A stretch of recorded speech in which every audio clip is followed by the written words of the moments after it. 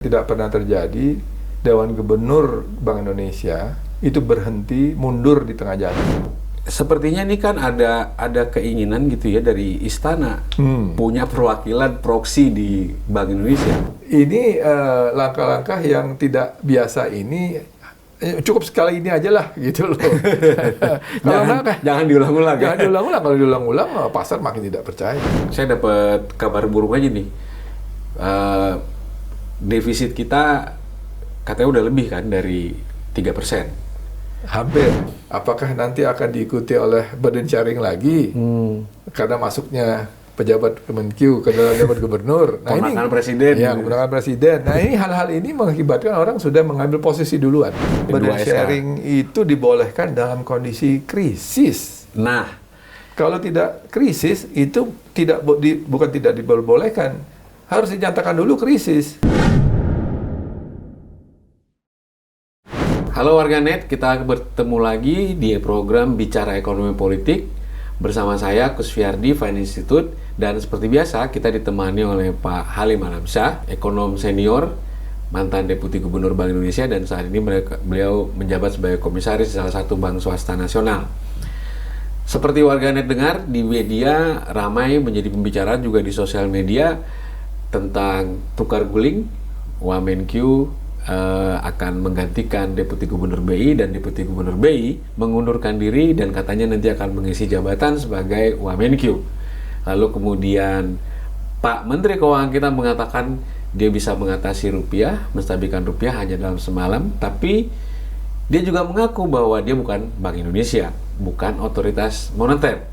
Nah, problem ini akan kita kupas bareng-bareng dengan Pak Halim untuk melihat juga bagaimana implikasinya pada kebijakan-kebijakan yang lain yang berpengaruh pada perekonomian nasional kita sepanjang 2026 nanti. Dan warganet, ikuti terus perbincangan ini sampai tuntas karena banyak sekali insight yang menarik dan penting untuk kita semua untuk bisa membaca arah kebijakan pemerintah dan implikasinya pada perekonomian nasional sepanjang 2026 ini. Yeah. Tapi mungkin kita langsung tanya saya sama Pak Halim. Ya, ribut-ribut tukar guling ini kenapa begitu menarik perhatian publik? Pernahkah ini juga terjadi di negara yang lain, Pak Halim? Kalau kejadian seperti ini di beberapa negara ada gitu ya. Di tetangga kita misalnya yang sering terjadi itu di Bank of Thailand misalnya. Itu pertukaran antara pejabat dari kementerian lain, tidak hanya Kementerian Keuangan, ke bank sentral itu suatu hal yang biasa. Sistem mereka memang kelihatannya seperti itu. Di Malaysia juga bisa seperti itu, di bank negara Malaysia. Tapi di Bank Indonesia, di Indonesia itu agak jarang. Dan bahkan kalau dulu zaman pada waktu orde lama lah ya, orde baru. Sebelum independensi BI terjadi. Sebelum independensi BI itu ada yang namanya Dewan Moneter kan. Dewan Moneter ini kumpulan dari para teknokrat yang mengerti betul tentang situasi ekonomi dan moneter. Nah, mereka ini datang dari berbagai katakanlah profesi dan juga jabatan. Nah, tapi umumnya itu isinya di dalamnya itu orang dari Bappenas, dari Bank Indonesia, dan juga dari Kementerian Keuangan. Nah, itu suka berganti-ganti. Dulu ketika itu misalnya Gubernur Bank Sentral pernah datang dari Bappenas, yaitu Gubernur Adrianus Moy. Oh ya. Demikian juga Gubernur Sudrajat Djawanono yang menjadi ayah dari yang nanti akan mau dibahas Thomas ini. Djawanono. Oke. Jadi macam-macam lah itu terjadi. Tapi ada nggak yang punya hubungan dekat dengan presiden di negara lain yang pernah kita tahu? Kalau hubungan dekat secara keluarga mungkin tidak ada. Ini baru pertama berarti? Baru pertama. Jadi bapaknya mantan Gubernur BI. Iya. Pamannya Presiden Republik Indonesia. Betul. Ini gimana kita membacanya kalau bukan tukar guling ya? Gimana kita nggak khawatir kalau kemudian orang bilang ini kok politik udah mulai masuk ke bank sentral gitu? Ya kalau istilah tukar guling kan artinya kan kita berada di kamar yang sama, gulingnya tukar kan gitu. Artinya itu menunjukkan betapa dekatnya siapa yang ditukar itu. Tapi kalau di sini kan kita tahu satu Dewan Gubernur Bank Indonesia itu mengundurkan diri sebelum terjadi tukar guling ini. Ini suatu proses yang tidak pernah terjadi dalam masa era reformasi, ketika Bank Indonesia sudah diatur dalam undang-undang yang independen lah, seperti itu. Kalau zaman dulu kan BI tidak independen.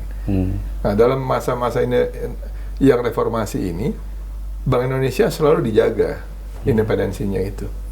Tidak oleh Bank Indonesia sendiri tentu saja, karena Bank Indonesia bukan lembaga yang politis ya. Jadi yang jaga adalah partai-partai itu, gitu. Karena mereka berkepentingan menjaga bank sentral yang bisa mencetak uang, yang bisa mengatur flow atau kata arus uang, itu harus dibiarkan, tidak ada satupun partai politik yang bisa menguasainya, karena kan berbahaya kan.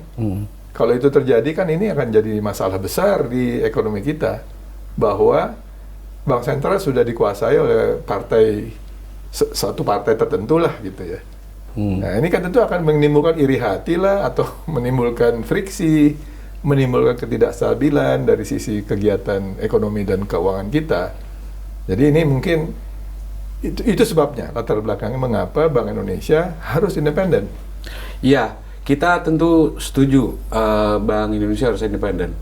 Beberapa waktu belakangan publik sempat mengoreksi Bank Indonesia. Bank Indonesia ini jalan sendiri gitu ya. Ada apa-apa dikit, inflasi, harga naik, langsung naikin tingkat suku bunga gitu ya. Ada harapan, ya BI ini ngobrol lah sama pemerintah, ini kenapa nih inflasi ini, harga-harga naik kenapa? Ekspektasi itu kan sepertinya wajar rasanya ya kalau bagi awam ya. Tapi saya sendiri juga ngeri kalau kemudian ada faktor politik yang dominan, apakah ini buat publik atau buat kekuasaan?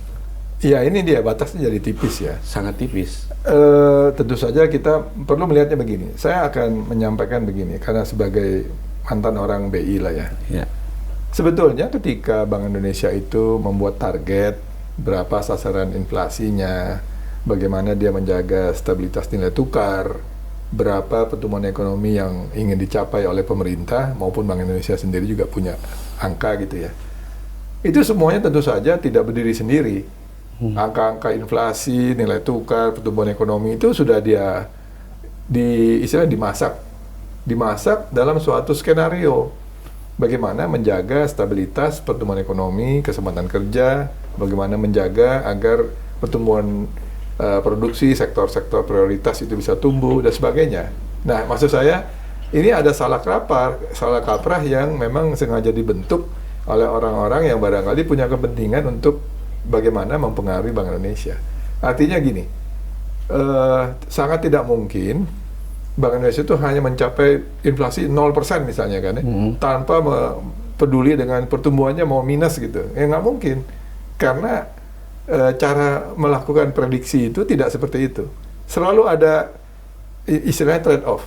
Kalau mau pertumbuhan tinggi 10%, mungkin bisa, ya disampaikan oleh Menteri Keuangan kita. Mau 8% itu gampang, tapi masalahnya ada biayanya. Mungkin nilai tukarnya harus melemah, atau inflasinya akan lebih tinggi daripada target. Nah, ini masalahnya ini yang selalu yang namanya itu, ada yang namanya impossible trinity lah, kira-kira seperti itu. Apa itu impossible trinity, Bang? Tidak mungkin dia mau mencapai pertumbuhan tinggi, inflasinya serendah mungkin, nilai tukarnya sekuat mungkin. Ya, itu kira-kira kayak gitu. Kan ini ada ininya kan, ini ada ilmunya lah gitu. Oke. Artinya ada protokol yang dijalankan oleh Bank Indonesia untuk menetapkan satu kebijakan. Tapi kemarin Pak Menteri Keuangan kita ngomong terbuka. Ternyata tanggal 18 dan 19 kemarin udah dikirim tuh Wamen untuk ngintip-ngintip katanya di rapat Dewan Gubernur BI. Dan katanya tuh pasar juga bereaksi negatif gitu ya. Dalam sehari itu nilai rupiah kita sempat mencapai 17.000 kabarnya. Sebetulnya sih kalau wakil dalam hal ini Kementerian Keuangan ya, wakil pemerintah duduk untuk ikut katakanlah berdiskusi di dalam pengambilan keputusan yang terkait dengan kebijakan moneter itu bisa-bisa saja. Karena undang-undangnya membolehkan. Undang-undang yang baru. Undang-undang yang baru. Undang-undang BI. P2SK. Iya, termasuk yang sudah diamandemen melalui Undang-undang P2SK. Itu membolehkan. Karena ini bagian dari koordinasi dan kerjasama. Jadi nggak ada masalah itu. Hanya wakil dari pemerintah tidak memiliki hak suara. Dia boleh hak bicara tapi tidak boleh ikut memutuskan. Supaya menjaga independensi Bank Indonesia tadi. Tapi begitu. Sepertinya ini kan ada keinginan gitu ya dari istana punya perwakilan proksi di Bank Indonesia. Ya, saya kira nih dari awal ketika pembentukan pemerintahan juga publik ragu gitu ya dengan penunjukan jabatan strategis di pemerintahan. Dan sekarang publik makin ragu lagi dengan munculnya nama tukar guling ini ya, Deputi Gubernur BI Thomas Jiwandono. Sekhawatir apa Pak Halim nih sebagai orang yang pernah menjadi Deputi Gubernur BI melihat ini? Ya, sebetulnya begini. Kalau masalah kekhawatiran itu memang sudah dipertimbangkan ketika Undang-Undang Bank Indonesia itu dibuat. Sehingga dibuatlah persyaratan-persyaratan dan prosedur bagaimana memilih calon Dewan Gubernur atau Gubernur. Prosedurnya juga sudah dijelaskan, kemudian bagaimana proses pemilihan sampai nanti dia diangkat sebagai anggota Dewan Gubernur. Jadi persyaratannya itu sudah ada dalam pasal undang-undang itu. Misalnya dia harus punya pemahaman, pengetahuan di bidang ekonomi, moneter, keuangan, perbankan, dan seterusnya. Itu sudah ada. Nah, ini kan dalam rangka menjaga agar jangan sampai orang sembarangan orang yang masuk di situ. Karena proses pengambilan keputusan di Bank Indonesia itu sudah diatur juga oleh undang-undang. Misalnya mereka harus bikin risalah rapat, harus ada katakanlah mungkin minutes of meetingnya itu harus diterbitkan nanti dalam beberapa waktu ke depan agar publik nanti bisa melihat. Nanti dari situ akan ketahuan bagaimana latar belakang suatu keputusan itu diambil. Karena ini bagian dari yang namanya transparansi. Transparansi itu akan menimbulkan akuntabilitas supaya nanti ini semuanya istilahnya itu berbarengan dengan independensi yang diberikan kepada Bank Indonesia. Jadi independen itu tidak hal yang cuma-cuma. Bank Indonesia harus menunjukkan dia harus punya akuntabilitas dalam pengertian bertanggung jawab kepada pencapaian sasarannya. Dan untuk itu dia harus transparan, menjelaskan itu kepada publik. Kepada DPR, melaporkan kepada Presiden sebagai kepala negara. Ini aturan mainnya sudah dibikin begitu. Jadi kalau dikatakan apakah tukar guling ini artinya salah satu Dewan Gubernur Bank Indonesia akan menjadi pejabat, apakah itu saya nggak tahu apakah memang nanti menjadi Wakil Menteri Keuangan, lalu Wamenkyu menjadi salah satu anggota Dewan Gubernur Bank Indonesia. Itu bisa mengubah banyak keadaan. Nah, kita tentu tergantung bagaimana personality, bagaimana yang bersangkutan membawakan dirinya di dalam Bank Indonesia, sehingga keputusannya itu betul-betul hasil dari rembukan dan diskusi yang memang profesional. Kecuali kalau misalnya tiba-tiba, ya mudah-mudahan tidak ya, yang bersangkutan datang mengatakan, ini permintaan dari Presiden. Wah, kalau udah begitu, tentu saja kita agak khawatir. Persepsi seperti itu di pasar kan tidak mungkin untuk bisa kita pastikan. Kita udah punya pelajaran ya. 200T digelontorin, tingkat suku bunga udah turun. Yang ada duitnya berangkat juga keluar nih. Rupiah kita sempat melemah juga, dan BI terpaksa harus intervensi dan cadangan devisa kita menipis. Akibatnya. Ke depan, memastikan persepsi ini kan butuh prasyarat, ada meritokrasi. Tapi orang menemukan ada benturan kepentingan. Jadi kira-kira gimana kalau kita mau lihat nih akhirnya perputarannya menjadi circle-nya istana nih. Ya, ini salah satu aspek yang barangkali memang baik juga ya, ini menjadi sorotan. Karena yang namanya bank sentral dimanapun itu selalu menjadi sasaran kepentingan politik. Termasuk di Amerika lah ya. Artinya Donald Trump sekarang itu ngincer sekali itu gubernur The Fed-nya Jerome Powell, ingin diancam-ancam mau diganti gitu. Walaupun sekarang mungkin apakah dia akan terus melakukan upaya untuk mengganti Jerome Powell, walaupun sebetulnya sebentar lagi juga memang dia akan segera berakhir. Ya, jadi artinya ini bagian dari permainan politik ya. Hanya bedanya tentu saja Amerika mungkin check and balance-nya sudah lebih tertata. Tapi di Indonesia barangkali ini suatu hal yang baru. Jadi ini memang di satu sisi barangkali ini juga dalam pengertian menjaga independensi Bank Indonesia itu penting bagi negara seperti kita. Karena kita belum memiliki kebiasaan dan kekuatan check and balance yang teruji ya. Ditambah lagi law enforcement atau penegakan hukum kita masih susah. Di sisi lain, kita berhadapan dengan situasi yang sangat kompleks dewasa ini. Jadi jangan sampai artinya langkah yang melakukan perganti atau tukar guling istilahnya itu menurunkan kredibilitas tidak hanya Bank Indonesia, tapi juga pemerintah secara keseluruhan. Jadi risiko ini saya pikir bukan risiko yang kecil. Dan Gubernur Bank Indonesia Pak Peri Warjio juga menyampaikan waktu kemarin ada press conference, dia ditanya oleh wartawan kan tentang tukar guling ini kira-kira dampaknya negatif atau positif bagi rupiah. Beliau terang-terangan mengatakan bahwa ya rupiah kita memang dalam tekanan karena ada masalah dari sisi luar negeri, tapi juga mungkin ada masalah dalam negeri yang terkait dengan pergantian Dewan Gubernur Bank Indonesia. Ya, tanda-tandanya sudah mulai kelihatan. Ya. Dan belum ada upaya untuk bisa memitigasi itu dengan baik. Ya. Publik bertanya-tanya tentang akuntabilitas. Ya. Dan akuntabilitas itu sulit ketika ada benturan kepentingan yang cukup kuat. Ya, apakah hanya sekedar ponakannya presiden dan anaknya mantan gubernur BI lalu bisa menduduki jabatan deputi gubernur BI tanpa kita pernah tahu nih kompetensi track record sebelumnya. Ya, saya kira kalau dipandang dari sisi prosesnya, ini proses yang tidak biasa. Bahkan selama tadi saya sampaikan tidak pernah terjadi Dewan Gubernur Bank Indonesia itu berhenti mundur di tengah jalan. Ya. Itu suatu hal yang tidak biasa, kecuali kalau dia sakit atau berhalangan tetap. Itu pertama. Yang kedua, tadi pilihan orang untuk menggantikannya pun terkesan tergesa-gesa dan ya artinya masyarakat paham, masyarakat yang tahu ya gitu, bahwa nanti ini ada fit and proper yang dilaksanakan di depan DPR. Tapi kan masyarakat tidak sebodoh itu untuk menilai. Ya artinya ini seluruh proses ini proses yang ya dibuat-buat dan saya kira tidak baik untuk kredibilitas BI-nya maupun pemerintahnya. Itu saya sampaikan tadi. Ya kalau bisa udahlah, ini jangan sampai terjadi lagi. Kalau enggak kan nanti kita secara bangsa dari sisi tata kelola kepemerintahan dianggapnya menjadi negara yang tidak jelas gitu loh dari sisi tata kelolanya gitu.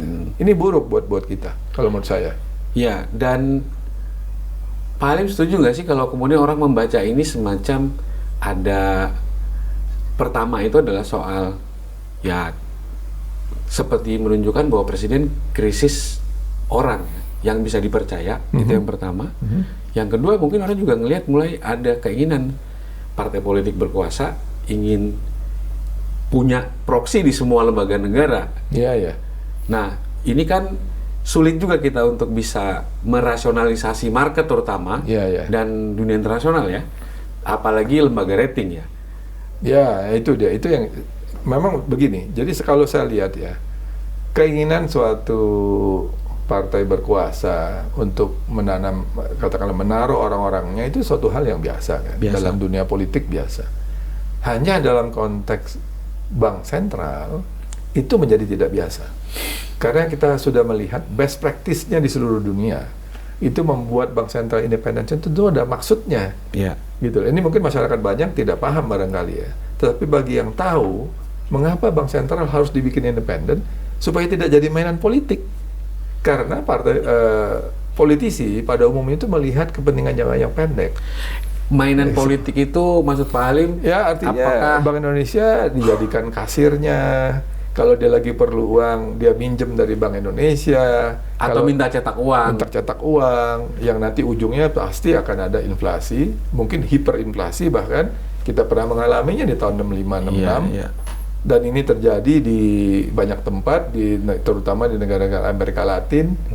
Dan kemudian mereka sudah kapok, insaf. Jadi bank sentralnya dibikin independen kalau di sana. Yang sekarang masih kita lihat adalah di Turki. Ya. Turki kan gubernurnya bank sentralnya kapan-kapan saja bisa diganti sama perdana menteri atau presidennya. Dan itu membuat situasi moneter Turki nggak menarik. Nggak menarik. Dia hidupnya bukan dari stabilitas nilai tukarnya, tapi justru dari lemahnya Turkish lira.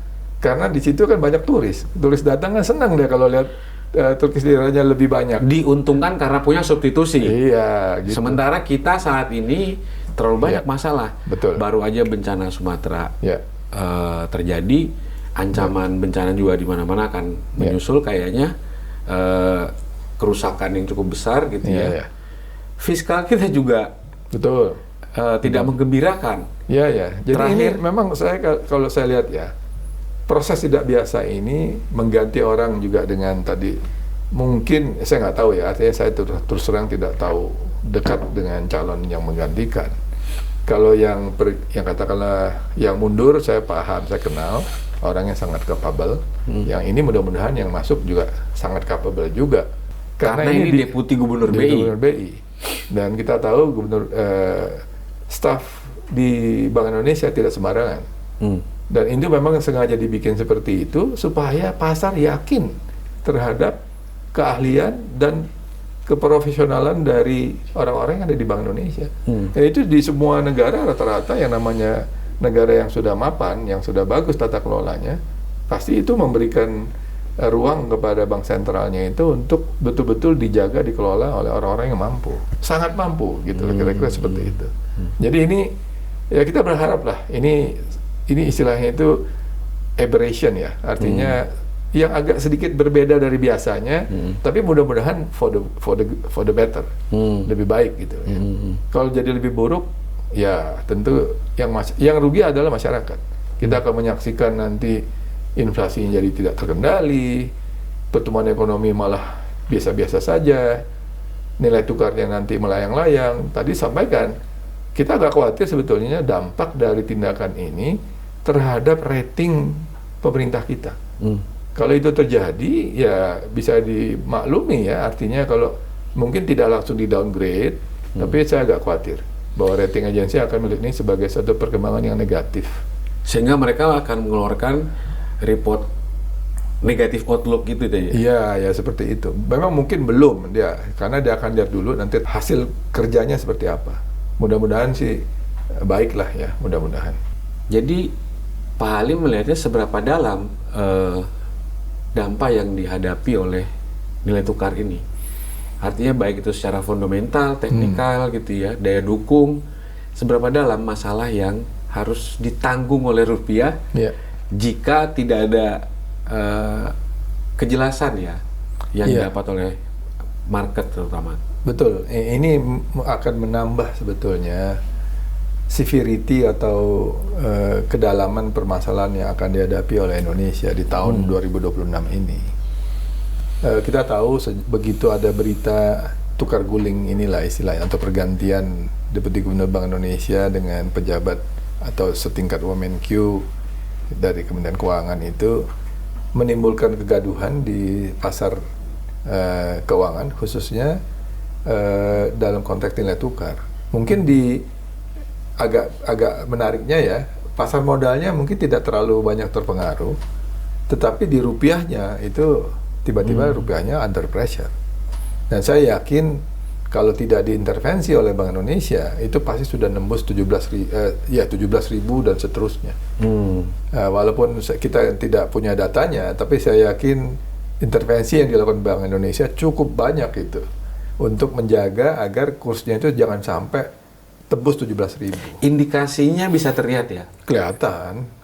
Dari apa saja tuh kita bisa, kalau kita mau amati? Iya, jadi begini, nilai tukar kita ini ditentukan oleh supply dan demand yang ada di dalam negeri. Ini yang pasar nilai tukar rupiah di dalam negeri. Tapi jangan lupa ada juga yang namanya pasar rupiah di luar negeri ataupun yang tidak terkait langsung dengan supply dan demand dalam negeri. Yang namanya NDF, Non-Delivery Forward. Ini sebetulnya adalah pasar yang tujuannya memang melakukan spekulasi tentang gerakan rupiah. Nah, biasanya kalau kondisi domestik kita aman, rupiah yang terbentuk di pasar dalam negeri dengan rupiah yang nilai tukar rupiah terbentuk di luar negeri itu tidak terlalu jauh beda. Nah, beberapa hari yang lalu pasar yang di luar negerinya itu jauh lebih lemah daripada yang ada di dalam negeri. Nah, kemudian saya yakin Bank Indonesia melakukan intervensi sehingga pasar yang di luar negerinya itu menguat, sementara dalam negerinya ngikut gitu. Nah, ini artinya ada ketidakpercayaan terhadap langkah-langkah yang dilakukan oleh pemerintah kita, termasuk juga kredibilitasnya BI juga akan terkena. Nah, ini yang mengakibatkan secara fundamental tadi pertanyaannya, apakah memang rupiah itu dalam kondisi yang melemah? Sebetulnya tidak juga. Ini lebih banyak karena ekspektasi kan. Kalau fundamental kita, ekonomi kita ya oke. Ya kita lihat saja ekspor kita masih cukup oke, masih baik. Impor juga tidak terlalu tinggi. Neraca transaksi berjalan kita masih surplus. Pecahan devisa kita masih 150 miliar lebih. Jadi masalah adalah fiskalnya defisit. Nah itu. Kemudian muncul berita tadi, apakah nanti akan diikuti oleh burden sharing lagi karena masuknya pejabat Kemenkyu ke dalam jabat gubernur. Nah ini presiden. Ya, keponakan presiden. Nah ini hal-hal ini mengakibatkan orang sudah mengambil posisi duluan. Persepsi yang lebih banyak berpengaruh. Ya. Jadi ini memang suatu hal, ya saya kira mau tidak mau harus dilakukan langkah-langkah stabilisasi. Karena ini kan persepsi ya. Tapi mudah-mudahan tadi saya sampaikan, ini langkah-langkah yang tidak biasa ini cukup sekali ini aja lah gitu loh. Jangan diulang-ulang. Jangan diulang-ulang. Kalau diulang-ulang pasar makin tidak percaya. Dan kita juga babak belur. Iya. Ini satu lagi nih soal politiknya tadi. Iya. Saya dapat kabar burung aja nih. Defisit kita katanya udah lebih kan dari 3%. Hampir. Ya, yang kenyataannya katanya udah lebih. Yang diumumkan hampir 3%. Iya. Nah, lalu kemudian ada kabar juga. Nah, ini bagian politik yang mungkin ditakutkan oleh banyak pihak. Iya, ini tentu. Diminta untuk kemudian BI menutup supaya defisit nggak terlalu besar atau gimana? Ya, ini tidak akan bisa lepas dari tafsir yang tadi disampaikan oleh Mas Ardi itu. Bahwa prosesnya tidak biasa, menggantikan orang yang dekat dengan istana, lalu dia punya masalah. Ini secara implisit sebetulnya pemerintah kan mengatakan, look, lihat, kita punya risiko fiskal. Karena tahun lalu pendapatan pajak kita di bawah target. Nah, kalau di bawah target itu dijadikan basis sebagai dasar untuk mencapai target tahun ini, itu pertumbuhan penerimaan pajaknya harus di atas 20%. Itu sangat berat. Sangat berat lah artinya dengan kondisi ekonomi yang belum sepenuhnya pulih gitu loh ya. Nah, oleh karena itu dugaan orang, waduh, kalau begitu apa tidak mungkin ini semacam pretext. Artinya itu sebagai pendahuluan untuk bersiap-siap. Mudah-mudahan tidak terjadi ya. Bahwa defisit fiskal kita akan melebar, lalu kemudian bagaimana nih caranya? Bagaimana menutupnya? Apakah salah satunya datang dari Bank Indonesia?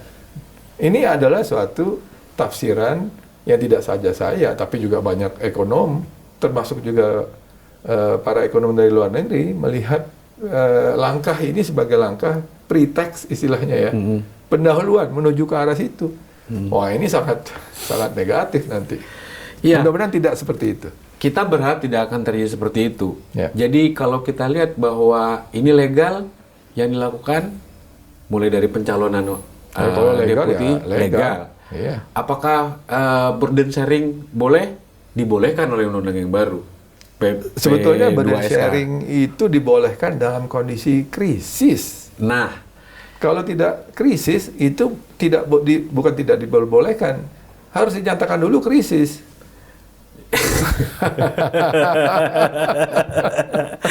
protokolnya dibolehkan oleh undang-undang, tapi protokolnya tidak berjalan, belum tentu berjalan sesuai dengan undang-undang.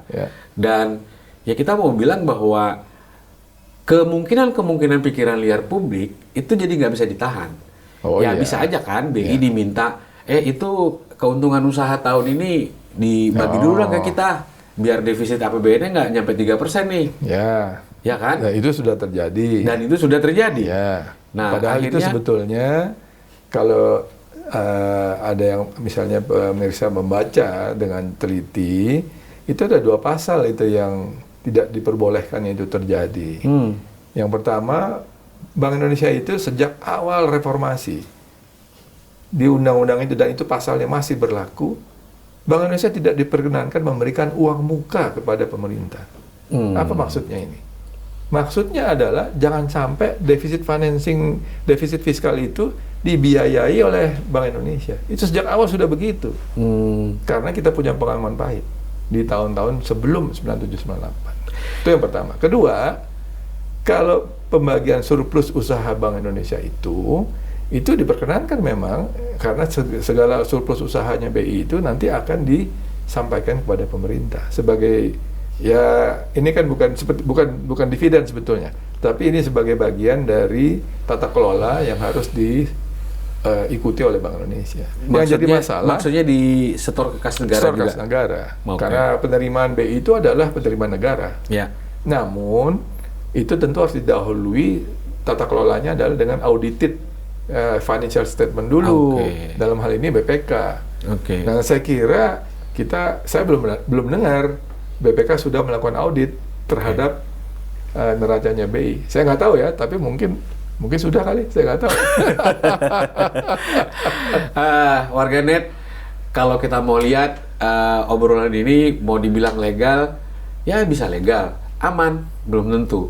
Tapi kalau dilihat apakah ini isu kecil atau isu yang berpengaruh, ya boleh aja teman-teman warganet berkomentar di kolom komentar kita. Dan kalau belum subscribe, jangan lupa subscribe sekarang. Nah, kita udah ngomongin soal BI. Kalau dilihat secara fiskal, resiko fiskal kita pertama sudah cukup besar tadi ya, sudah sempat disinggung oleh Pak Halim. Paling kentara itu di pajak. Rasio pajak kita cuma 7,8 lah. Atau 8%. Terendah sepanjang sejarah. Nah, kalau kita mau recover, kita mesti naikin pajak jadi berapa persen? Wah, ya itu tadi berat. Karena targetnya itu inginnya itu antara 11-12% kan. Untuk meningkatkan 1 percentage point dari PDB. Itu tadi tax ratio itu adalah total penerimaan pajak dibagi dengan PDB. Ya, sekarang itu kondisinya sekitar 8%, mungkin di bawah 8 ya, karena penerimanya di bawah target. Nah, kalau jadikan 10% saja, itu berarti perlu tambahan PDB kita itu kurang lebih 23, saya nggak tahu yang sekarang ya, mungkin 24.000 triliun.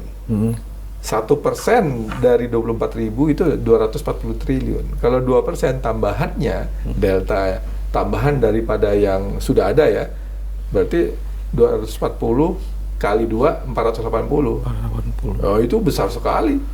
Nggak gampang untuk dipenuhi. Nah, di tengah situasi seperti ini, artinya kan pemerintah akan membuka keran lagi buat utang. Ya, bisa utang dalam negeri ataupun dari luar negeri. Atau yang paling gampang adalah SBN. Betul. Dan BI akan diminta beli lagi SBN. Burden sharing istilahnya. Burden sharing. Lalu kita ingat lagi, ini orang presiden ada di Deputi Gubernur BI. Nah, itu di situ.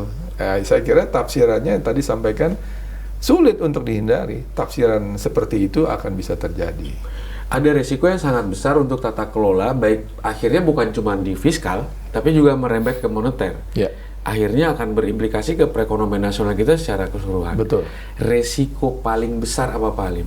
Risiko dari situasi tadi tentu saja adalah kenaikan suku bunga yang harus dibayar oleh pemerintah ketika dia ingin berhutang.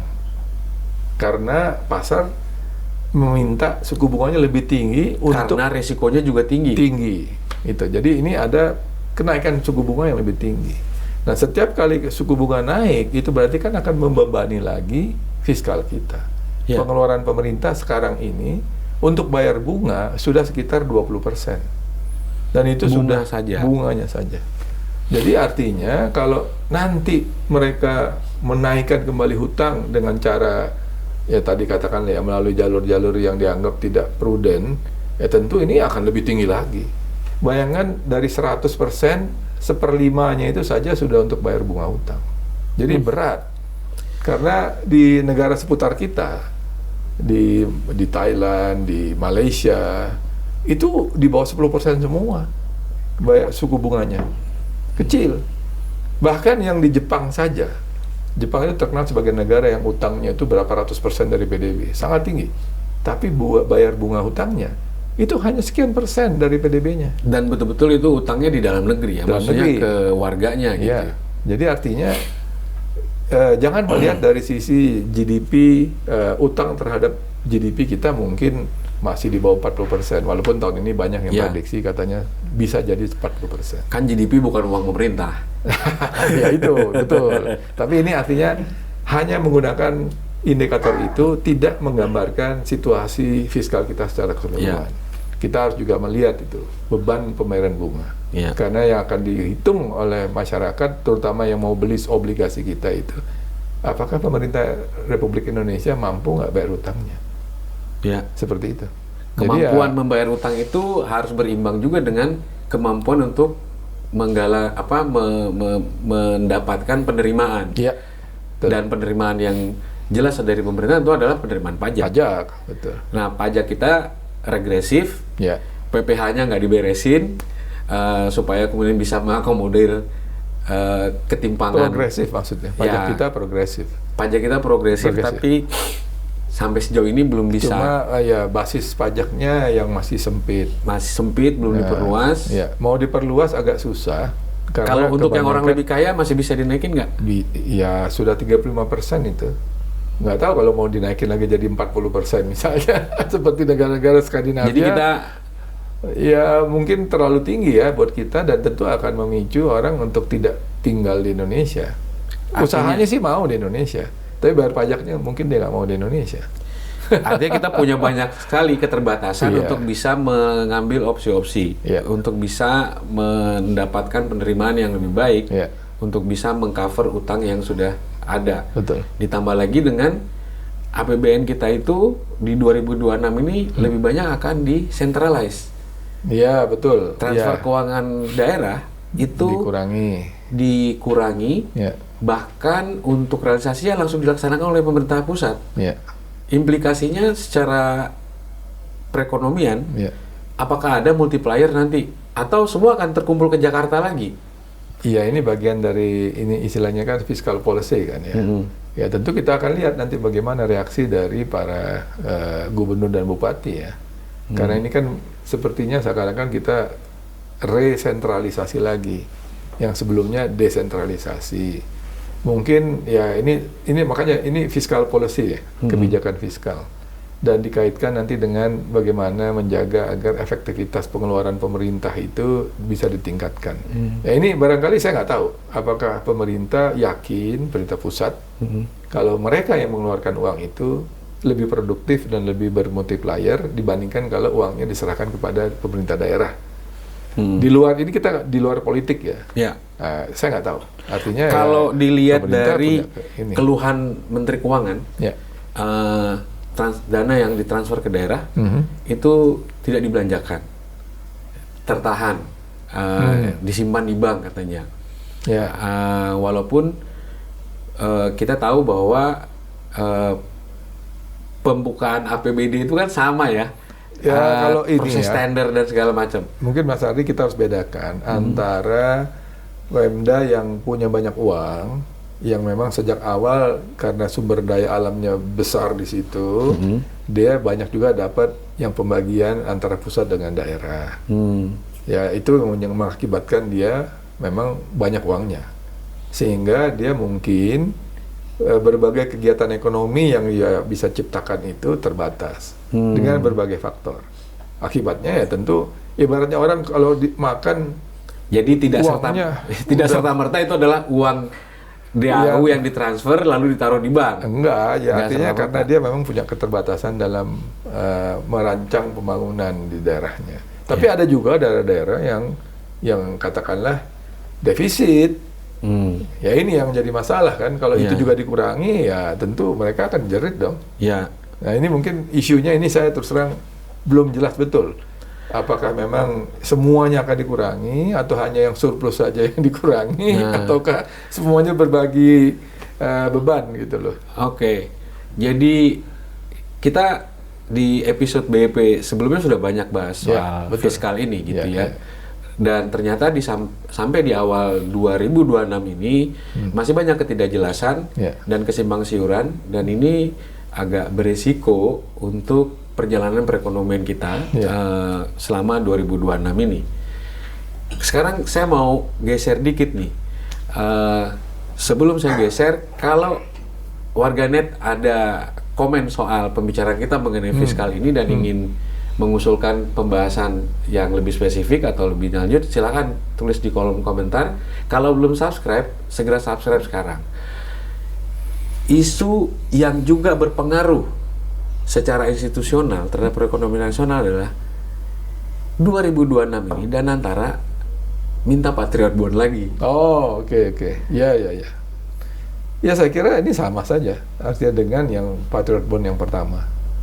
Artinya ini kan mungkin bagi pemerintah ini bagian dari upayanya untuk menyerap katakanlah dana-dana dari para konglomerat yang dianggap mungkin selama ini kurang membantu pemerintah barangkali ya, atau mungkin dianggap mendapatkan fasilitas berlebih. Jadi itu dari pandangan pemerintah. Sementara kalau dari para pengusaha, para konglomerat itu yang menganggap ini kan bagian dari ekstra pajak lagi. Seperti itu saja. Nah, sementara ini Patriot Bond yang kedua akan muncul lagi. Nah, kita nggak tahu juga ini apakah akan dibebankan kepada para konglomerat yang sama, ataukah kepada konglomerat yang baru yang mungkin second layer-nya. Apakah jumlahnya sama dengan yang dulu, ataukah apa istilahnya agak berbeda, jumlahnya lebih kecil. Kita belum dengar lah cerita yang realnya nanti akan seperti apa. Tetapi saya sampaikan ini bagian dari strateginya pemerintah barangkali ya, mengikut sertakan para konglomerat itu untuk ikut memahami pembangunan yang diperlukan dilakukan di Indonesia. Hanya caranya saja barangkali kesannya itu seperti dipaksa seperti itu. Kalau dari kelembagaannya kan ya kalau mau mengajak ikut serta ya beda dong kayaknya ya buat saya ya. Karena ini kan konglomeratnya atau mereka yang diminta membeli Patriot Bond, itu uangnya kan masuk ke Danantara. Yang membelanjakan kan Danantara. Kalau memang mau ikut dengan melibatkan si konglomerat, kan bisa PPP, Public Private Partnership Project. Itu lebih jelas mungkin ya. Nah, mungkin ini Patriot Bond ini oleh Danantara seperti apa sih penggunaannya atau mekanismenya? Kan menerbitkan bond Danantara, duitnya masuk ke Danantara. Ketika digunakan, dia akan gunakan buat apa? Siapa yang ngawasin? Siapa yang mengevaluasi? Sekarang ini yang saya tahu ya, walaupun tidak diumumkan, Danantara sudah memiliki berbagai perangkat yang diperlukan untuk katakanlah melakukan strategi investasi, proses bagaimana memilih investasi itu dengan profesional, lalu juga sampai kepada berbagai kelengkapan organisasi untuk mengawasi dan memastikan bahwa uang yang dipakai itu memang betul-betul bisa dilakukan, bisa digunakan dengan efisien, efektif, dan juga punya dampak yang luas. Ya, ini saya lihatnya seperti itu. Cuma kita belum tahu hasil katakanlah operasionalisasi dari konsep-konsep itu. Nah kan masalahnya di Indonesia ini antara konsep dengan operasionalisasi itu suka ada perbedaan yang besar. Tapi kalau kita lihat pengalaman kita ya dalam membangun suatu lembaga yang baru, umumnya kalau yang pertama itu mungkin masih oke. Tapi nanti sudah beberapa waktu kemudian ini akan istilahnya itu melemah. Declining. Decaying. Iya. Bukan declining. Decaying itu artinya itu perlahan luntur. Oh, perlahan luntur tuh idealismenya. Iya. Nah, itu yang jadi kita khawatirnya itu masyarakat menilainya seperti itu sebetulnya. Apakah kita yakin nanti orang-orang yang ada di Danantara 10 tahun kemudian, 20 tahun kemudian masih tetap sama mutu dan idealismenya seperti yang sekarang? Itu loh. Iya. Jadi ini bukan, maksud saya jangan melihat masalah ini hanya dalam jangka yang pendek. Karena ini adalah jangka yang panjang kalau mau membangun dengan konsisten, dengan profesional dan dengan hasil yang efektif, seefektif mungkin. Saya ngelihatnya seperti itu yang namanya Danantara ini. Ya, keluhan para pelaku pasar dan pengamat ekonomi juga melihat bahwa ya upaya pemerintah untuk menutupi defisit fiskal selain menerbitkan utang, lalu kemudian menggunakan Danantara nih untuk mengambil uang juga dari pasar, sehingga crowding out ya istilahnya. Iya, betul. Crowding out. Betul. Artinya kan ini mengurangi ya. Iya. Tapi ada fenomena lain. Kredit yang sudah di-approve nggak di-exercise juga. Iya, betul. Ini kan soalnya apakah kita yakin seperti yang diulang-ulang oleh Pak Halim tadi? Ya. Ada problem yang besar sekali di situ. Apakah kita yakin? Sering sekali 3 kata ini muncul bukan di diskusi kita saja, tapi juga di publik. Apa kita yakin? Ya kalau soal yakin ya itu tadi saya katakan mereka belum punya track record. Jadi keyakinan itu datang karena ada track record yang baik. Belum bisa menunjukkan quick win lah gitu ya? Belum. Jadi ini strateginya kita sempat diskusi ya waktu beberapa episode yang lalu. Kelihatannya pemerintahan yang sekarang itu tidak mau menggunakan jalur melaksanakan investasi seperti yang dulu. Dia inginnya itu menggunakan jalur yang baru, yang dia bisa bentuk, yang bisa dia yakini bahwa jalur ini, maksud saya jalur Danantara ini, jalur yang efektif, tidak ada korupsinya, efisien, dan sebagainya lah, yang bagus-bagus lah. Itu tadi saya katakan, ini mereka sudah bentuk, lembaga ini cukup baik, sudah semua kelengkapan yang diinginkan ada, pengawasan juga cukup kuat, dan sebagainya. Tetapi ini konsep. Nah, dalam jangka panjang apakah ada istilahnya itu keyakinan kita itu harus dilihat dari track recordnya nanti. Dan track record itu sesuatu yang tidak hanya cuma setahun 2 tahun, tapi jangka waktunya agak lama. Dan benar juga kalau mereka tidak punya quick wins yang bisa dijadikan sandaran untuk menilai, ya kita susah, kita juga menebak-nebak akhirnya. Dan saya tidak ingin menebak-nebak, tapi saya mengatakan secara konsep ya mereka pasti bikin the best lah. Tapi operasionalnya kita nggak tahu. Ya, kita tentu ingin memberi kesempatan. Kita ingin punya ruang untuk lembaga-lembaga negara ini bekerja. Evaluasi kita itu... Maaf, Danantara bukan lembaga negara. Oh iya. Itu dia makanya ini digunakanlah lembaga bukan lembaga negara untuk melaksanakan kebijakan investasi pemerintah yang baru ini.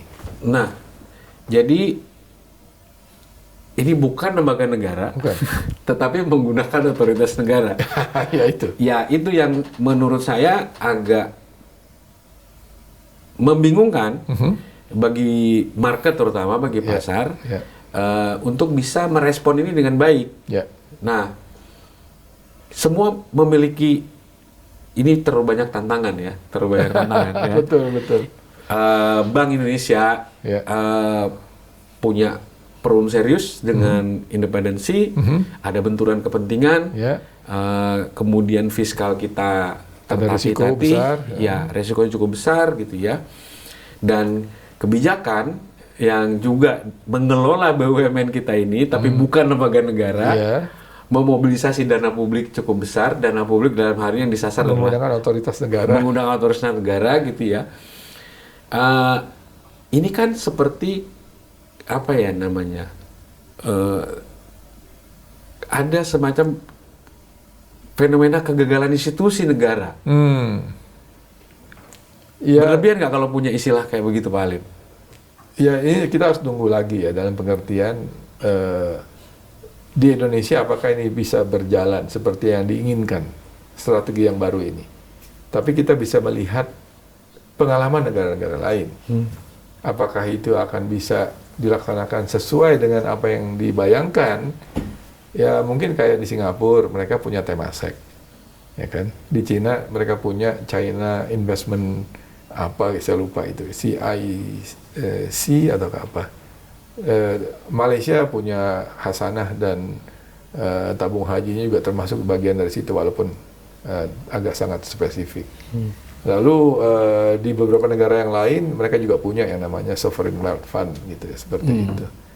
Namun mereka dengan tingkat keterbukaan, tingkat akuntabilitas yang tinggi, ya kan? Itu yang membuat mereka tetap walaupun tidak melapor kepada partai politik katakan ya, tetapi mereka melaporkan hasil kerjanya itu kepada masyarakat.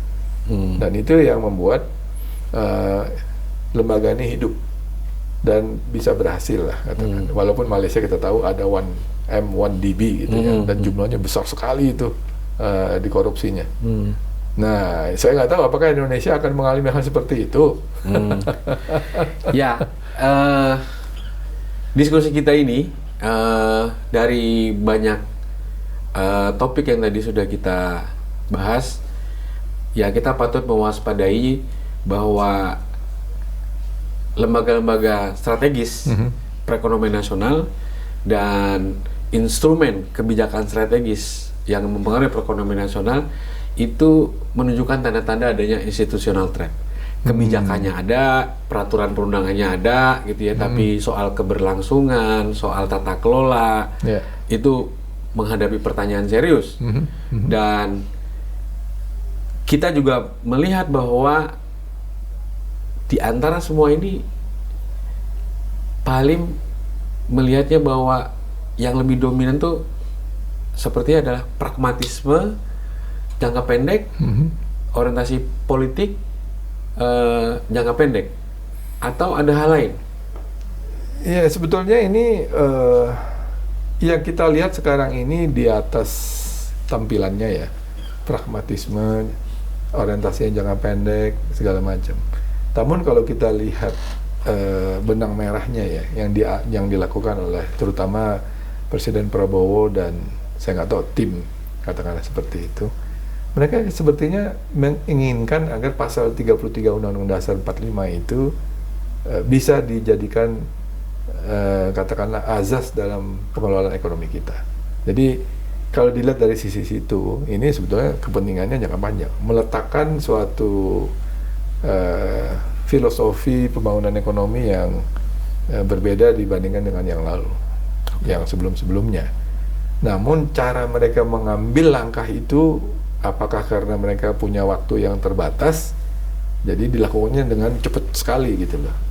Nah ini yang saya agak nggak tahu, apakah memang ini akan bisa dilaksanakan secara konsisten setelah beliau katakanlah sudah tidak menjabat lagi, dan lalu bagaimana nanti kelanjutan dari sistem ini.